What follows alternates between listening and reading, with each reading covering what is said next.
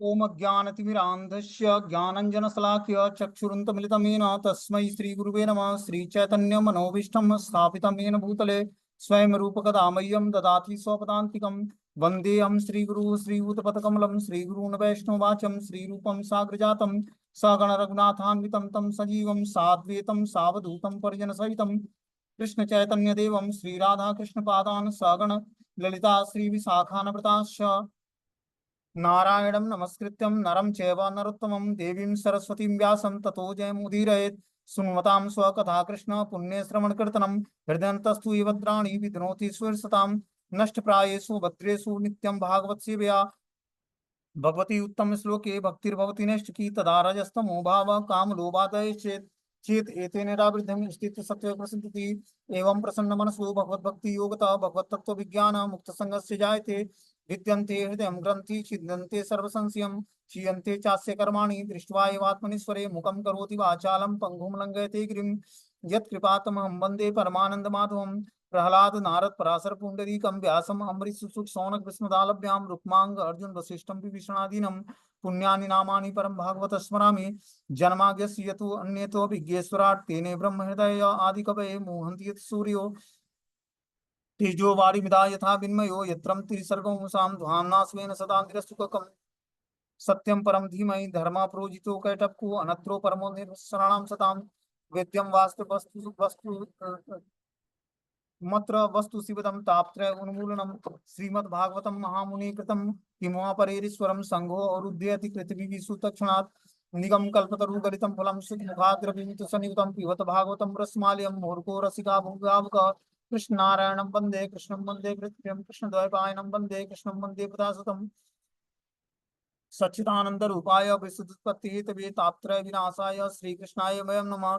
संसार सागरे मग्नं दीनं मा करुणानिधि कर्म ग्राह गृत्तांगम मामुद्दा भवाडवात् श्रीमद्भागवतम आख्यानं प्रत्यक्षं कृष्ण हि स्वीकृतोऽस्मयानाथं मुक्तर्थं भवसागरे मनोरथो मधीयोऽयं सफलं सर्वतात्यं निर्विघ्नेनैव कर्तव्यं दासोऽहं तं केशवम् सुखरूपं प्रबोधज्ञं सर्वशास्त्रं विशारदम् एतत् कथा प्रकाशेन मद्ज्ञानविनाशय भवे भवे यथा भक्ति पादयोस्तव जायते तथा कुरुष्व देवेश्वनाथस्तु नो यतं प्रभु नाम संकीर्तनं यस्य सर्व पाप प्रणाशनं प्रणामो दुःख शमनं तं नमामि हरिपरम् आराध्यो भगवान् ब्रजेश तनय तद्धाम वृंदावनम रम्या काचिदुपासना ब्रजवधू तत्वर्गेण या कल्पिता श्रीमद्भागवतम प्रमाण अमलम प्रेमो कुमार्थो महान श्री चैतन्य महाप्रभु मदमिदम तत्रा दरोना पर कृष्णाय वासुदेवाय हरे परमात्मने प्रणतक्लेशनाशाय गोविंदाय नमो नमः। वासुदेव सुतम देवम कंस चारूणमर्दनम देवकी परमानंदम कृष्णं वंदे जगद्गुरुम। हे कृष्ण करुणा सिंधु दीनबंधु जगतपते गोपेश गोपिका कांत राधा कांत नमस्तुते तप्त कांचन गौरांगी श्री राधे वृंदावनेश्वरी वृषभानुसुते देवी प्रणमामि हरिप्रिय वाञ्छाकल्पतरुभ्यश्च कृपा सिन्धुभ्यो च पतितानां पावनेभ्यो वैष्णवेभ्यो नमो नमः।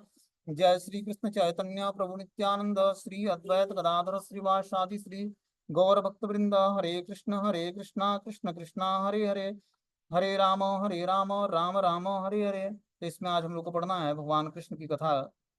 कल हम लोग ने सुना कि भगवान कृष्ण के प्राकट्य का कारण क्या है कि पृथ्वी दुखी होकर ब्रह्मा जी के पास जाती है और अपनी दुखी जीवन की व्यथा ब्रह्मा जी से बताती है। तो ब्रह्मा जी पृथ्वी के दुख को समझते हैं और शिव जी को साथ लेकर अन्य समस्त देवताओं को साथ लेकर क्षीर सागर के तट पर जाते हैं और क्षीरोदशाई भगवान विष्णु से प्रेयर्स करते हैं। भगवान क्षीरोदशाई विष्णु से प्रेयर करते हैं, फिर ब्रह्मा जी उनका ध्यान करते हैं। तो ब्रह्मा जी को रियलाइज होता है कि जो पृथ्वी का संकट है, पृथ्वी का वास्तविक संकट क्या है कि पृथ्वी पापियों के बोझ से बोझिल हो गई है, इस कारण से वो दुखी है। तो इस तरह से ब्रह्मा जी ध्यान करते हैं और ब्रह्मा जी को भगवान ध्यान में इंडिकेट करते हैं कि आपको क्या करना है, देवताओं को आदेश देना है कि जो देव लोग हैं वो हमारे यदुकुल में उत्पन्न हो ग्वाल बाल बनकर, और जो देवताओं की पत्नियां हैं वो भी ब्रज में जन्म लें अलग अलग स्वरूपों में। और इस तरह से भगवान को ब्रह्मा जी आदेश देते हैं। उस आदेश को ब्रह्मा जी अपने सारे देवताओं को सुनाते हैं और बोलते हैं कि मेरा शीघ्र ही प्राकट्य जो है वसुदेव के पुत्र के रूप में होगा। देवकी और वसुदेव के पुत्र के रूप में होगा, ठीक है ना। और मैं पृथ्वी पर जो पाप हो रहा है उसको मैं समाप्त करूंगा। परित्राणाय साधूनाम विनाशाय च दुष्कृताम, इस कारण के लिए भगवान आते हैं।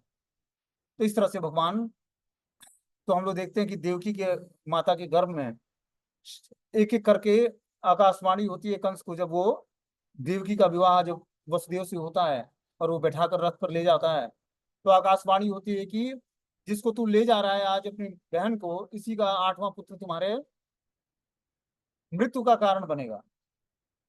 जैसे ही वो ये आकाशवाणी सुनता है, वैसे ही जो है देवकी के बाल पकड़ लेता है बाएं हाथ से, और दाहिने हाथ से तलवार निकालता है और देवकी का वध करना चाहता है।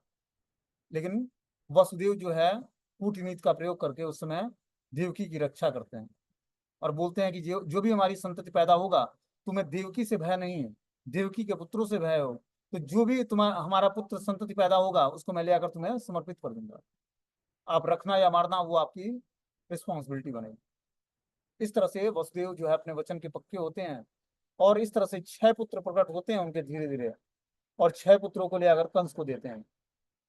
पहला जब पुत्र प्रकट होता है तो जब वसुदेव ले आकर कंस को देते हैं तो वो लौटा देता है, इस पुत्र से हमें भय नहीं है। लेकिन ये बात जब नारद मुनि को पता लगती है, तो नारद मुनि चाहते हैं कि भगवान कृष्ण का प्राकट्य जल्दी से जल्दी हो। तो इस तरह से वो चाहते हैं कि जितना ही जल्दी इन पुत्रों का वध करेगा उतना ही जल्दी भगवान प्रकट होंगे। तो इसलिए नारद मुनि आकर कंस को समझाते हैं कि हो सकता है कि विष्णु बहुत ही चतुर हैं, हो सकता है वो पहले पुत्र के रूप में प्रकट हो जाए देवकी को। आपको क्या करना है, सारे पुत्रों का वध करना है। और इस तरह से कंस जो है नारद मुनि के वचनों को स्वीकार करके फिर से देवकी को गिरफ्तार कर लेता है और लोहे की जंजीरों में बांध कर और जेल में रखता है देवकी और वसुदेव को। और जैसे जैसे एक एक पुत्र प्रकट होते हैं वैसे वैसे वो 6 पुत्रों का वध कर देता है। इस 6 पुत्रों की स्टोरी भी हमने सुनाई कि पिछले जन्म में जो है काल ने भी असुर के ये मरीचि के पुत्र थे, और ये कैसे हिरण्यकश्यपु अपने दादाजी के श्राप से ये जो है इस तरह से देवकी के गर्भ में आए और कंस ने इनका वध किया। कंस जो है काल ने भी असुर था पिछले जन्म, और हिरण्यकश्यपु के श्राप से ये 6 पुत्र जो है इसके इस जीवन में जो है इनके द्वारा मारे गए, कंस के द्वारा। तो इस तरह से ये स्टोरी यहाँ पर समाप्त हुई थी। आप आगे बता रहे हैं, श्री सुक उवाच प्रलंब पक्ष चारुण तृणावर्तम महासने मुष्टिक आरिष्ट द्वित पुतना केसी धेनुके अन्यश्चासुर भूपाले बाण भौमादि वीरयुतम यदगुणाम क्रंदतम चक्रे बलि मागध संश्रय। सुखदेव गोस्वामी ने आगे कहा, हे राजा परीक्षित, मगध राज जरासंध के संरक्षण में शक्तिशाली कंस द्वारा यदुवंशी राजाओं को सताया जाने लगा। उसमें उसे प्रलंब वक्ष चारुण तृणावर्त अघासुर मुष्टिक अरिष्ट द्वित और पूतना केसी धेनु बाणासुर नरकासुर और पृथ्वी के अनेक दूसरे असुर राजाओं का सेवक प्राप्त होता था। तो इस तरह से क्या हुआ, उसने सारी आसुरी साम्राज्य को अपने में जीत करके अपने में मिला लिया कंस ने, और फिर जाकर जो है और अधिक शक्तिशाली बन गया। और इस तरह से जो है बोलते हैं कि इसकी सहायता से कंस यदुवंश के राजाओं को प्रताड़ित करने लगा, और उसने उन्हें अपना राज्य छोड़कर कुरु पांचाल कैकय साल्व विदर्भ निषाद विदेह और कौशल जैसे राजाओं की राज्य की शरण लेने के लिए बाध्य कर दिया। परंतु अक्रूर जैसे कुछ यदुवंशी कंस के राज दरबार में ही रहे और उत्सुकता पूर्वक भगवान के प्राकट्य की प्रतीक्षा करते रहे। तो हम देखते हैं अक्रूर जी कंस के राज्य में ही कंस के निर्देशन में काम करते थे, लेकिन वो थे भगवान के महान भक्त। इंटरनल वो भगवान के चिंतन में रहते हैं, लेकिन एक्सटर्नल वो कंस की नौकरी करते, ठीक है ना। और वो भगवान के प्राकट्य का प्रतीक्षा कर रहे थे, और इस तरह से प्रतीक्षा करते करते वो जब भगवान प्रकट होते हैं तो बहुत ही प्रसन्न होते हैं अक्रूर जी। आगे बताते हैं कि एक तमन्नुरुद्धानाम ज्ञात्यम प्रयुपासते हेतु खटसु बालेषु देवक्या औग्रशेषिनः सप्तमो वैष्णव धाम यन अनंतरम प्रतक्षते गर्भो बभूव देवक्या हर्ष शोकाभिवर्धनम। किंतु उनके कुछ संबंधी कंस के इशारों पर चलने लगे और उनकी नौकरी करने लगे। जब उग्रसेन का पुत्र कंस देवकी के 6 पुत्रों का वध कर चुका था, तो देवकी के गर्भ में कृष्ण का श्वास प्रविष्ट हुआ, जिससे उसमें कभी सुख की तो कभी दुख की वृद्धि होती थी। वह श्वास महान मुनियों द्वारा अंततः अनंत नाम से जाना जाता था और कृष्ण के द्वितीय चतुर्व्यूह से संबंधित था। तो इस तरह से हम लोग देखते हैं कि जो है, जब कंस 6 पुत्रों का वध कर देता है तो देवकी की माता के गर्भ में अनंत शेष के रूप में भगवान बलराम जी आते हैं, ठीक है ना, और देवकी के गर्भ में निवास करते हैं 7वें पुत्र के रूप में। वही यहाँ पर बताया जा रहा है कि 7वां पुत्र जो है अनंत शेष के रूप में देवकी माता के गर्भ में आते हैं, ठीक है ना। बोलते हैं कि श्री कृष्ण के प्रथम अंश भगवान अनंत अर्थात संकर्षण 7वें पुत्र बनकर देवकी के गर्भ में प्रविष्ट हुए। उनके गर्भ में आते ही देवकी अत्यंत उल्लसित हो गई, परंतु साथ ही वह अपने पुत्र की सुरक्षा को लेकर अत्यधिक भयभीत भी रहने लगी। तो 7वें पुत्र के रूप में भगवान संकर्षण बलराम जी स्वयं देवकी के गर्भ में आते हैं, और देवकी जो है गर्भवती तो होती है लेकिन वो डरी हुई होती है। देवकी पर दया दिखाते हुए अपने भक्त यदुवंशियों की कंस के अत्याचार से रक्षा करने के लिए भगवान ने योग माया को आदेश दिया। अब भगवान जो है योग माया को आदेश क्या देते हैं, बोलते हैं गच्छ देवी व्रजम भद्रे गोप गोभीर अलंकृतम रोहिणी वासुदेवस्य भार्यास्ते नंद गोकुले अन्याश्च कंस संविघ्ना विवरेषु वसंती ही। भगवान ने योग माया को आदेश दिया, हे समस्त जगत द्वारा पूज्या तथा समस्त जीवों को सौभाग्य प्रदान करने वाली शक्ति, तुम ब्रज में जाओ जहाँ अनेक ग्वालें और उनकी पत्नियां रहती हैं, उस सुंदर प्रदेश में जहाँ अनेक गौवें निवास करती हैं। वसुदेव की पत्नी रोहिणी नंद महाराज के घर में रह रही है। वसुदेव की अन्य पत्नियां भी कंस के भय से वहीं अज्ञातवास कर रही हैं, कृपया करके वहां जाओ। तो इस तरह से भगवान जो है योग माया को आदेश देते हैं तो कि तुम क्या करो, तुम ब्रज में जाओ। और वसुदेव की पत्नी रोहिणी नंद महाराज के घर में रह रही है। वसुदेव की अन्य पत्नियां भी कंस के भय से वहीं अज्ञातवास करती हैं, कृपया वहां पर जाओ तुम। देवक्या जठरे गर्भ शेषाख्यम धाम मामकम तत्सन्निकृष्य रोहिण्या उदरे सन्निवेशय। देवकी के गर्भ में संकर्षण और शेष नाम का मेरा अंश है, तुम उसे बिना किसी कठिनाई के रोहिणी के गर्भ में स्थानांतरित कर दो। तो ये आदेश भगवान कृष्ण के द्वारा उसको मिलता है कि देवकी के गर्भ में संकर्षण या शेष नाम का मेरा अंश है, उसको तुम क्या करो, बिना किसी कठिनाई के रोहिणी के गर्भ में, देवकी के गर्भ से रोहिणी के गर्भ में स्थानांतरित कर दो। ये कला जो है योग माया को ज्ञात है। तो इस पर श्री विश्वनाथ चक्रवर्ती ठाकुर टीका लिखते हैं कि देवकी भक्ति का प्रतिनिधित्व करती है और कंस भय का। जब व्यक्ति के मन में सदैव भौतिक वस्तुओं के संग का भय रहता है तो उस समय भक्ति प्रकट हो जाती है। मन मरीचि के समान है और उसके 6 पुत्र मन के 6 वेग हैं। तो जो कंस के द्वारा 6 पुत्र मारे गए, ये पिछले जन्म में मरीचि के 6 पुत्र थे। तो बोल रहे कि देवकी भक्ति के प्रतिनिधित्व करती है, देवकी भक्ति का प्रतिनिधित्व करती है, कंस भय का। जब व्यक्ति के मन में सदैव भौतिक वस्तुओं के संग का भय रहता है तो उस समय भक्ति प्रकट हो सकती है। मन मरीचि के समान है, उसमें 6 पुत्र मन के 6 वेग हैं। जो 6 वेग हैं काम क्रोध लोभ मोह मद और मात्सर्य। जब भक्त के इन 6 शत्रुओं का नाश हो जाता है तो उस समय भगवान शेष प्रकट होकर उस भक्त के हृदय को भगवान श्री कृष्ण के आगमन हेतु एक उपयुक्त स्थान बना देते हैं, और इस प्रकार अंत में भगवान प्रकट हो जाते हैं। तो जब हमारे इस हृदय से ये 6 वेग नष्ट हो जाएंगे तब हमारे हृदय में गुरु तत्व प्रकट होगा। बलराम जी गुरु तत्व हैं, और गुरु तत्व क्या करते हैं, हमारे हृदय को स्वच्छ कर देते हैं और कृष्ण के निवास का स्थान बना देते हैं। जब हम क्या करते हैं, गुरु तत्व की शरण ग्रहण करके और भगवान कृष्ण के उपदेश को सुनते हैं, श्रवण करते हैं, तब हम जाकर धीरे धीरे भगवान कृष्ण के की शरण ग्रहण करते हैं। और इस तरह से बता रहे हैं आगे कि तो उस समय भगवान शेष प्रकट होकर उस भक्त के हृदय को भगवान श्री कृष्ण के आगमन हेतु एक उपयुक्त स्थान बना देते हैं। इस प्रकार अंत में भगवान प्रकट होते हैं। भगवान विष्णु ने कहना जारी रखा, हे योग माया, मैं देवकी के पुत्र रूप में तथा तुम यशोदा की पुत्री रूप में जन्म लेना। चूंकि महामाया के रूप में तुम समस्त जीवों को भौतिक कामनाओं को पूरा करती हो, इसलिए भविष्य में लोग नाना यज्ञों और आहुतियों द्वारा तुम्हारी भव्य पूजा किया करेंगे। तो इस तरह से भगवान ने उनको आशीर्वाद दिया योग माया को, हे योग माया, मैं देवकी के पुत्र रूप में यशोदा की और तुम यशोदा की पुत्री रूप में जन्म लोगी। तुम महामाया के रूप में इस समस्त भौतिक कामनाओं को पूरा करती रहोगी और इसलिए भविष्य में लोग तुम्हारे नाना यज्ञों और आहुतियों द्वारा तुम्हारी भव्य पूजा करेंगे। तो वही योग माया जो है अलग अलग रूपों में इस भौतिक संसार में पाई जाती है। बोलते हैं विभिन्न स्थानों में तुम विभिन्न नामों से पूजी जाओगी, जैसे दुर्गा, भद्रकाली, विजया, वैष्णवी, कुमुदा, चंडिका, कृष्णा, माधवी, कन्यका, माया, नारायणी, ईशानी, शारदा और अंबिका।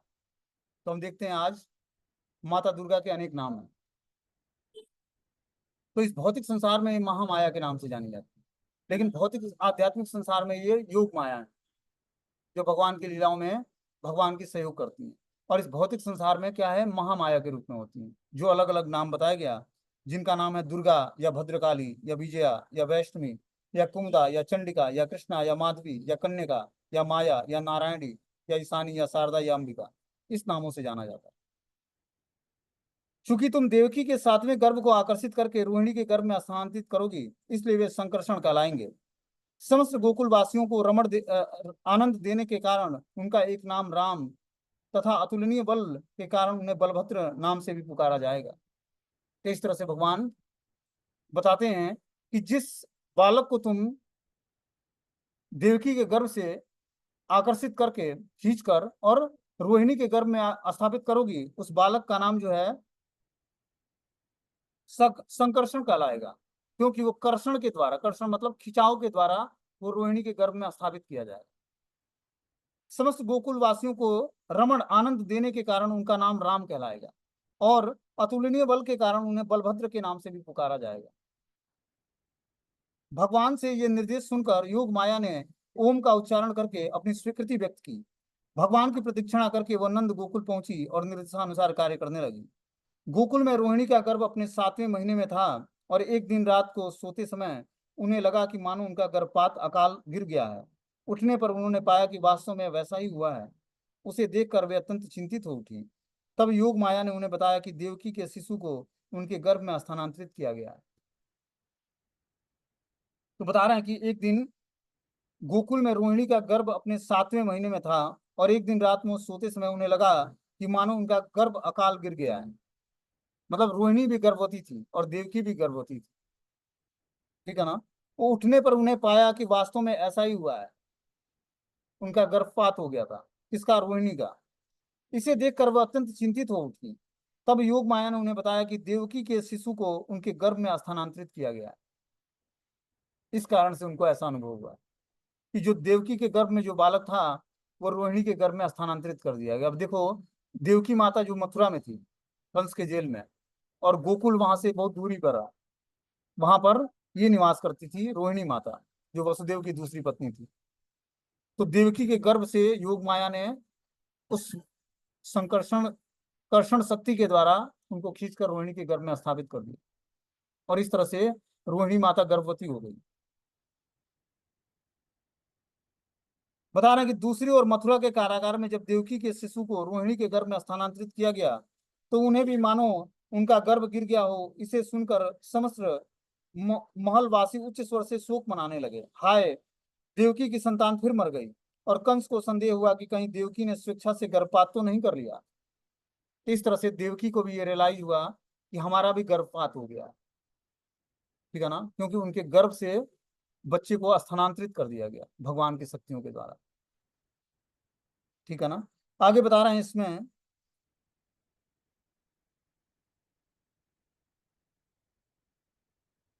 भगवान अपि विश्वात्मा भक्तानां भयंकरम आविवेशा स भागेना मम आनक दुंदुभि। इस तरह समस्त जीवों के परमात्मा तथा अपने भक्तों के भय को दूर करने वाले पूर्ण पुरुषोत्तम भगवान वसुदेव के मन में अपने पूर्ण ऐश्वर्य के समेत प्रविष्ट हो गए। अब जैसे ही देवकी माता का गर्भपात हो गया, मतलब उनका जो गर्भ था उसको जब रोहिणी के गर्भ में स्थानांतरित कर दिया गया, तब क्या हुआ, भगवान कृष्ण जो है परमात्मा रूप में वसुदेव के हृदय में प्रकट हो गए। स बिव्रत पौरुषम धाम भाजमानो यथा रवि दुरासदो अति दुर्धेशो भूतानाम भव बभूव। वसुदेव अपने हृदय के भीतर भगवान के स्वरूप को धारण किए हुए भगवान के दिव्य प्रकाशमान तेज को वहन कर रहे थे, जिसके कारण वे सूर्य के समान चमकीले बन गए थे। जैसे ही भगवान वसुदेव के हृदय में प्रकट हुए, वैसे ही वसुदेव का तेज बढ़ गया, ठीक है ना, और सूर्य के समान वो चमकीले बन गए। अतः उनकी ओर लौकिक दृश्य द्वारा देखना उन तक पहुंचना कठिन था। यहाँ तक कि वे कंस जैसे पराक्रमी व्यक्ति के लिए ही नहीं, अभी तो सारे जीवों के लिए दुर्दर्श थे। तो इस तरह से उनका व्यक्तित्व इतना निखर गया कि सूर्य के समान प्रकाशमान दिखने लगे। इसके बाद भगवान कृष्ण वसुदेव के हृदय से देवकी के हृदय में स्थानांतरित हुए। तो इस तरह से अब क्या हुआ, वसुदेव ने देवकी माता को दीक्षा प्रदान किया, और दीक्षा विधान से उनके हृदय में जो कृष्ण थे वो देवकी माता के हृदय में गए, और देवकी माता के हृदय से देवकी माता के गर्भ में भगवान ने स्थान लिया। इस तरह से माता देवकी के गर्भ में भगवान कृष्ण का प्राकट्य हुआ, भगवान कृष्ण आए गर्भ में। अपने हृदय में भगवान को धारण करके देवकी उसी समय सुंदर दिखने लगी। जिस प्रकार उगते चंद्रमा से पूरब दिशा सुंदर दिखने लगता है, वह गर्भाधान सामान्य वीर्य द्वारा गर्भाधान जैसा नहीं था। तो इस तरह से रोहिणी माता जो है गर्भ धारण करती है, वसुदेव दीक्षा विधान से उनके हृदय में कृष्ण को स्थापित करते हैं। देवकी के अंग क्रांति से कंस को पूरा कारागार जो है उदित तो होता, परंतु बंदी होने के कारण वह उस अग्नि के समान प्रदीप्त हो रही थी जो किसी पात्र द्वारा ढकी गई है। सा देवकी सर्व जगत निवास निवास भूता नितराम नरेजे योगे भोजेन्द्र ये है अग्नि शिखे वरुद्धा सरस्वती ज्ञान खले यथासती। जब देवकी के समस्त कारणों के कारण समस्त ब्रह्मांड के आधार भगवान को अपने भीतर रखा, किंतु कंस के घर के भीतर बंदी होने के कारण वे किसी पात्र की दीवारों से ढकी हुई अग्नि की लपटों की तरह तथा उस व्यक्ति की तरह थी जो अपने ज्ञान को जन समुदाय के लाभ हेतु वितरित नहीं करता। तो इस तरह से देवकी माता के गर्भ में भगवान कृष्ण का जब समावेश हो जाता है, तो रोहिणी माता जो है देवकी माता का जो है शरीर की अंग क्रांति बहुत बढ़ जाती है। बोलते हैं आगे कि ताम भिक्ष कंस प्रभया जीनांतरा विरोचयंती भवनम शुचि स्मिताम आहे सम्मे प्राण हरो हरिगुहा ध्रुवम श्रियो यन्नपुरे यमीदृशा। गर्भ में भगवान के होने से देवकी जिस स्थान में बंदी थी वहां के सारे वातावरण को अलौकिक करने लगी। उसे प्रसन्न शुद्ध तथा हंसमुख देखकर कंस ने सोचा, इसके भीतर स्थित भगवान विष्णु अब मेरा वध करेगा। इसके पूर्व देवकी कभी भी इतनी तेजवान और प्रसन्न नहीं दिखती थी। तो कंस ये देखकर जान गया कि निश्चित रूप से भगवान इसके गर्भ में प्रवेश कर गया, क्योंकि इसका सातवां गर्भ जो था उसका गर्भपात हो गया है। अब आठवां पुत्र के रूप में कृष्ण जो है विष्णु जो है इसके गर्भ में समाहित हो गया है, तभी इसका तेज बढ़ गया है। इस तरह से जब कंस को पता लगता है तो अब आगे क्या होता है इसमें,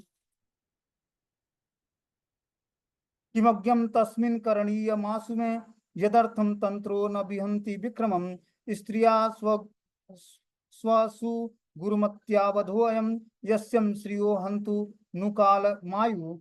कंस ने सोचा कि अब मुझे क्या करना चाहिए। अपना लक्ष्य जानने वाले भगवान अपना पराक्रम त्यागने वाले नहीं हैं। देवकी स्त्री है और वह मेरी बहन है और गर्भवती भी है। यदि मैं उसे मार डालूं तो मेरे यश ऐश्वर्य और आयु निश्चित रूप से नष्ट हो जाएगा। तो इस तरह से कंस सोचने लगता है कि अभी हमारी जो बहन जो है देवकी जो है अभी गर्भवती है और मेरी बहन है, और इस अवस्था में उसको अगर जो मैं मार डालता हूं तो मेरा यश ऐश्वर्य और आयु सब कुछ नष्ट हो जाएगा। इस प्रकार कंस ने भगवान के जन्म लेने की प्रतीक्षा करने और तत्पश्चात कुछ निर्णय लेने का निश्चय किया। भय तथा भगवान के प्रति द्वेष के कारण उसका चित्त निरंतर भगवान के विचार में लीन रहता था।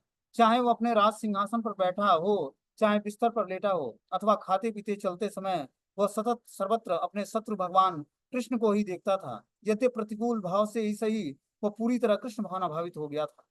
तो इस तरह से कंस को सर्वत्र ही भगवान कृष्ण के दर्शन होते, खाते पीते उठते सोते बैठते इतना कृष्ण भावना भावित था, प्रतिकूल भाव से भगवान का चिंतन करता था वो, और इस तरह से वो पूर्ण कृष्ण भावनामृत में स्थिर था। बोलते हैं श्री कृष्ण की उपस्थिति में कंस के कारागार एक तीर्थ बन गया था। कंस ने देवकी और वसुदेव को अपने कारागार में बंद कर रखा था।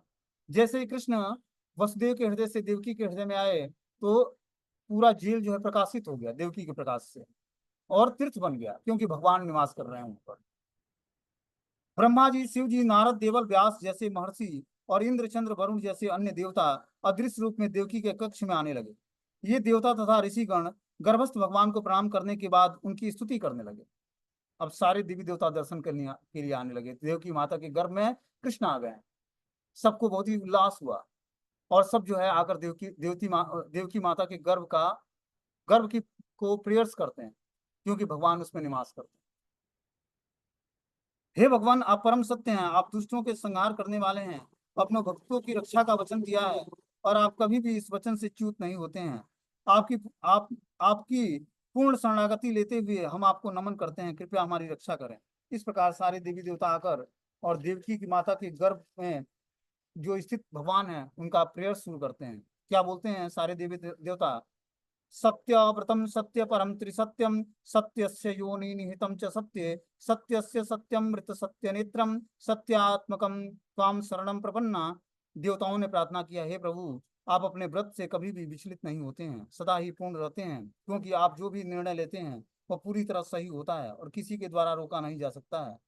सृष्टि पालन और संहार जगत की तीन अवस्थाओं में वर्तमान रहने से आप परम सत्य हैं।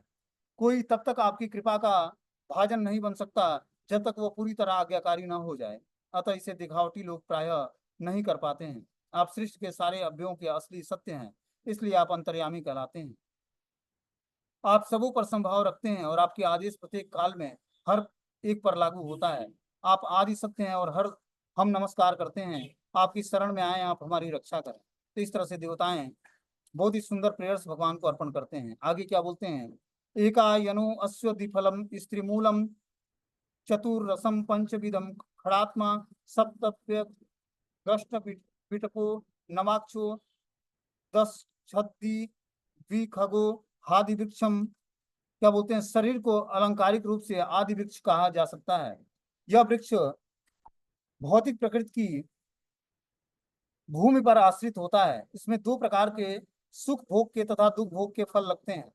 इसके इसकी तीन जड़ें तीन गुणों सतो रजो और तमो गुणों के साथ साथ इस वृक्ष के कारण स्वरूप हैं। शारीरिक सुख रूपी फलों के स्वाद चार प्रकार के होते हैं: धर्म, अर्थ, काम और मोक्ष, जो पांच ज्ञान इंद्रियों द्वारा छह प्रकार की परिस्थिति शोक, मोह, जरा, मृत्यु, भूख और प्यास के माध्यम से अनुभव किए जाते हैं। इस वृक्ष की छाल में सात परतें होती हैं: त्वचा, रक्त, पेशी, वसा, अस्थियां, मज्जा और वीर्य। इस वृक्ष की आठ शाखाएं हैं, जिसमें से पांच स्थूल तत्व और तीन सूक्ष्म तत्व हैं: क्षिति, जल, पावक, समीर, गगन, मन, बुद्धि और अहंकार। शरीर रूपी वृक्ष में नौ छिद्र हैं: आंखें, कान, नथुने, मुंह, गुदा और जनेंद्रिय। इसमें 10 पत्तियां हैं, जो शरीर जिनके निकलने वाली 10 वायु हैं। इस शरीर रूपी वृक्ष में दो पक्षी हैं, एक आत्मा और दूसरा परमात्मा। आगे बोलते हैं, त्वमेकम एवास्य सत्यम प्रसूति सत्वम सन्निधात त्वमनुग्रहम त्वमान मायया स्ववृत्त चेत सत्वता पश्यन्ति नाना न विपश्चितो ये। हे प्रभु, आप ही कई रूपों में अभिव्यक्त इस भौतिक जगत रूपी मूल वृक्ष के प्रभावशाली कारण स्वरूप हैं। आप ही इस जगत के पालक हैं, और संहार के बाद आप ही ऐसे हैं जिसमें सारी वस्तु संरक्षण पाती है। जो लोग माया से आवृत हैं वे इस जगत के पीछे आपका दर्शन नहीं कर पाते हैं, क्योंकि उनकी दृष्टि विद्वान भक्तों जैसी नहीं होती है।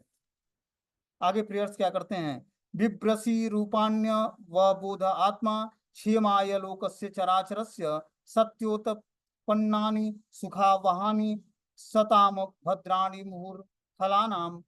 हे ईश्वर, आप सदैव ज्ञान से पूर्ण रहने वाले हैं और सारे जीवों को कल्याण करने के लिए आप विविध रूपों में अवतरित होते हैं, जो भौतिक सृष्टि से परे होते हैं।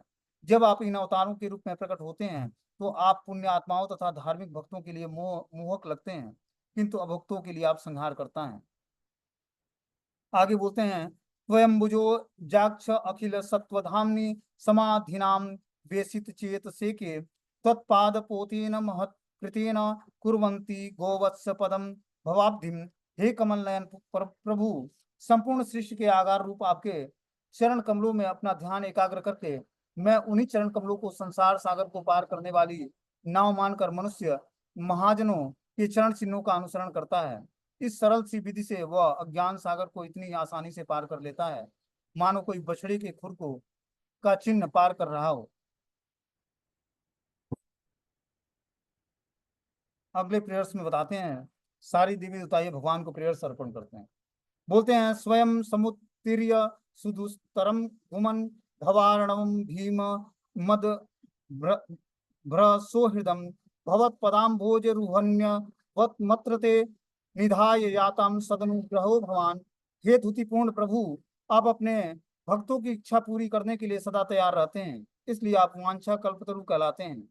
जब आचार्य गण अज्ञान के भयावह सागर को तारने के लिए आपके चरण कमलों की शरण ग्रहण करते हैं, तो वे आपके पीछे अपनी वह विधि छोड़ जाते हैं जिससे वे पार करते हैं। क्योंकि आप अपने अनन्य भक्तों पर अत्यंत कृपालु रहते हैं, अतः उनकी सहायता करने के लिए आप इस विधि को स्वीकार करते हैं। आगे बताते हैं कि ये अन्य अरविंदाक्षम विमुक्ति मानिना सत्व तभाव वाद विशुद्ध बुद्धया आरुह्य कृक्षेण परम पदम ततम पतंतो अधम अनादृत युष्म तत्प्रियम। कोई कह सकता है कि भगवान के चरण कमलों की शरण खोजने वाले भक्तों के अतिरिक्त भी ऐसा लोग हैं जो भक्त नहीं हैं, किंतु जिन्होंने मुक्ति प्राप्त करने के लिए भिन्न विधियां अपना अपना रखी हैं, तो उनका क्या होगा। इसके उत्तर में ब्रह्मा जी तथा अन्य देवता कहते हैं, हे कमल नयन भगवान, भले ही कठिन तपस्याओं से परम पद प्राप्त करने वाले अभक्त गण आपको मुक्त हुआ मान लें, किंतु उसकी बुद्धि अशुद्ध रहती है। वे कल्पित श्रेष्ठता के अपने पद से नीचे गिर जाते हैं, क्योंकि उनके मन में आपके चरण कमलों के प्रति कोई श्रद्धा भाव नहीं रहती है। आगे बोलते हैं, तथा न ते माधवम तावकाम क्वचिद भ्रस्यन्ति मार्गा त्वयि बद्ध सोहृदम त्वयाभिगुप्ता विचरन्ति निर्भया विनायकानि कप मूर्धसु प्रभो। हे माधव, पूर्ण पुरुषोत्तम परमेश्वर, हे लक्ष्मीपति भगवान, यदि आपके प्रेमी भक्तगण कभी भक्ति मार्ग से च्युत होते भी हैं, तो वे अभक्तों की तरह नहीं गिरते हैं, क्योंकि आप तब भी उनकी रक्षा करते हैं। इस तरह वह निर्भय होकर अपने प्रतिद्वंदियों के मस्तकों को झुका देते हैं और भक्ति में प्रगति करते हैं। आगे प्रेयर्स करते हैं, सत्वम विशुद्धम श्रयते भवा स्थितो शरीरिणाम श्रेय उपायनम बपू वेद क्रिया योग तप समाधिनी सत्वाणम येन जन्म समीहते। हे परमेश्वर, पालन करते समय आप त्रिगुणातीत दिव्य शरीर वाले अनेक अवतारों को प्रकट करते हैं। जब आप इस तरह प्रकट होते हैं, तो जीवों को वैदिक कर्म यथा अनुष्ठान, योग, तपस्या, समाधि, आपका चिंतन में भावपूर्ण तल्लीनता में युक्त होने की शिक्षा देकर उन्हें सौभाग्य प्रदान करते हैं। इस तरह आपकी पूजा वैदिक नियमों के अनुसार की जाती है। ठीक है ना। आगे बोलते हैं, सत्वम न चेदा तो धीरम निजम भवेत विज्ञान म ज्ञान भी दार्पमार्जनम गुण प्रकाशीर नुमीयते भवान प्रकाशते यस्य न एन वा गुणम। हे कारणों के कारण ईश्वर, यदि आप दिव्य शरीर गुणातीत न होता, तो मनुष्य पदार्थ और अध्यात्म के अंतर को न समझ पाता। आपकी उपस्थिति से ही आपके दिव्य स्वभाव को जाना जा सकता है, क्योंकि आप प्रकृति के नियंता हैं। आपके दिव्य स्वरूप की उपस्थिति से प्रभावित हुए बिना आपके दिव्य स्वभाव को समझना कठिन है। अगले श्लोक में प्रेयर्स क्या करते हैं देवता, बोलते हैं, न नाम रूपेण गुण जन्म कर्म भी निरूपितम तव्य तव्य तव तस्य साक्षिणम मनोवचोभ्या मनुमेय वर्तमनो देवम क्रियायाम प्रति यन्य अथापि ही। हे परमेश्वर, आपके दिव्य नाम और स्वरूप का उन व्यक्तियों को पता नहीं लग पाता है, मात्र जो केवल कल्पना के मार्ग पर चिंतन करते हैं। आपके नाम रूप और गुणों का केवल भक्ति के द्वारा ही पता लगाया जा सकता है। आगे बताते हैं कि शृण्वन् गृणन् संस्मरणं यदश्चिन्तयन् नामानि रूपाणि च मंगलानि ते क्रियासु यत् उच्चारणारविंदयो राविष्ट चेता न भवाय कल्पते। विविध कार्यों में लगे रहने पर भी जिन भक्तों के मन आपके चरण कमलों में पूरी तरह लीन रहते हैं, जो निरंतर आपके दिव्य नामों और रूपों का श्रवण, कीर्तन और चिंतन करते हैं तथा अन्यों का स्मरण कराते हैं, वे सदैव दिव्य पद पर स्थिर रहते हैं और इस प्रकार पूर्ण पुरुषोत्तम भगवान को समझ सकते हैं। तो यहाँ पर बताया जा रहा है कि जो भगवान के चरण कमलों में पूर्ण लीन है, जो निरंतर आपके दिव्य नामों और रूपों का श्रवण, कीर्तन और चिंतन करते हैं और अन्यों को स्मरण कराते हैं, वो हमेशा दिव्य पद पर होते हैं। इस प्रकार पूर्ण पुरुषोत्तम भगवान को समझने के योग्य होते हैं। आगे अगले प्रेयर्स में बोलते हैं, दृष्ट्वा हरे अस्य भवतम पदो भुवम भारो अपनीत्य स्तव जन्मने ने सुतम दृष्टिया पिताम त्वद पद के सुशोभने द्रक्ष्याम घा च तवानुकंपिताम। हे प्रभु, हे भाग्यशाली, हम भाग्यशाली हैं कि आपके प्राकट्य से इस धरा पर असुरों के कारण जो भारी बोझ है वह शीघ्र ही दूर हो जाने वाला है। निसंदेह हम अत्यंत भाग्यशाली हैं, क्योंकि हम इस धरा पर में तथा स्वर्ग लोक में भी आपके चरण कमलों की अलंकृत करने वाले शंख चक्र पद्म और गदा के चिन्हों को देख सकेंगे। अगले श्लोक में प्रयास करते हैं। न ते अभवन यस्येकं भवस्य कारणं बिना विनोदवत चर्कयामहे भवो निरोधम स्थिति रप्य विद्या कृत्वा यतस्त्वय भया श्रेयात्मनि। हे परमेश्वर, आप कोई सामान्य जीव नहीं है जो सकाम कर्मों के अधीन इस भौतिक जगत में उत्पन्न होते हैं। अतः इस जगत में आपका प्राकट्य या जन्म एकमात्र आराधनीय शक्ति के कारण होती है। इस तरह आपके अंश रूप में सारे जीवों को कष्ट यथा जन्म मृत्यु और जरा का कोई भी दूसरा कारण नहीं दिख सिवाय इसके कि ये सभी आपके बहिरंगा शक्ति द्वारा संचालित होते हैं। अगले प्रयास में बोलते हैं देवतागण। मत्स्या चक्रम कच्छपम नृसिंह वराहंसम राजन्य विप्र विबुधेषु कृतावतारम त्वपासी न स्त्री भुवनम च यथा धुनेशम भारम भूहर यदुत्तम वंदनम ते। हे परम नियंता, आप इसके पूर्व अपनी कृपा से सारे विश्व की रक्षा करने के लिए मत्स्य अश्व कच्छप नृसिंह देव वराहंस भगवान रामचंद्र परशुराम का तथा देवताओं में वामन के रूप में अवतरित हुए हैं। अब आप इस संसार को का उत्पाद कम करने के लिए अपनी कृपा से पुनः हमारी रक्षा करेंगे। हे अदुश्रेष्ठ कृष्ण, हम आपको सादर नमस्कार करते हैं।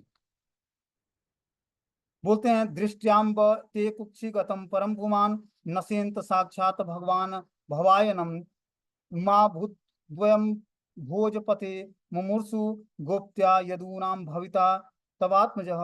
हे माता देव की, आपके तथा हमारे सौभाग्य से भगवान अपने सभी श्वासों अथवा बलदेव समेत अब आपके गर्भ में हैं। अतएव आपको उस कंस से भयभीत नहीं होना चाहिए जिसने भगवान के हाथों से मारे जाने की ठान ली है। आपका शाश्वत पुत्र कृष्ण सारे यदुवंश का रक्षक होगा। अब इस पर श्री सुखदेव गोस्वामी क्या बोलते हैं। इस तरह देवता अपनी प्रेयस भगवान को अर्पण करते हैं। अब सुखदेव गोस्वामी क्या बोलते हैं। इत्यम भिष्टुटम पुरुषम यदुप्रमनिदम यथा ब्रह्मे सानो पुरोधाय देवाम प्रति ययुदिवम। पूर्ण पुरुषोत्तम भगवान विष्णु की इस तरह स्तुति करने के बाद सारे देवता ब्रह्मा जी और शिव जी को आगे करके अपने अपने स्वर्ग आवासों को लौट गए। इस तरह से सारे देवता जो है भगवान को सुंदर प्रेयर्स अर्पण करते हैं जब भगवान देवकी के गर्भ में आते हैं। और इस तरह से भगवान की स्तुति करके और सारे देवी देवता बहुत ही प्रसन्नता पूर्वक कि कृष्ण का जन्म होगा और हम लोग कंस के प्रताड़नाओं से धरती का बोझ हल्का होगा। और इस तरह से जो है वो अपने अपने लोक को लौट जाते हैं। ठीक है, हरे कृष्ण। वो कल जो है भगवान कृष्ण का प्राकट्य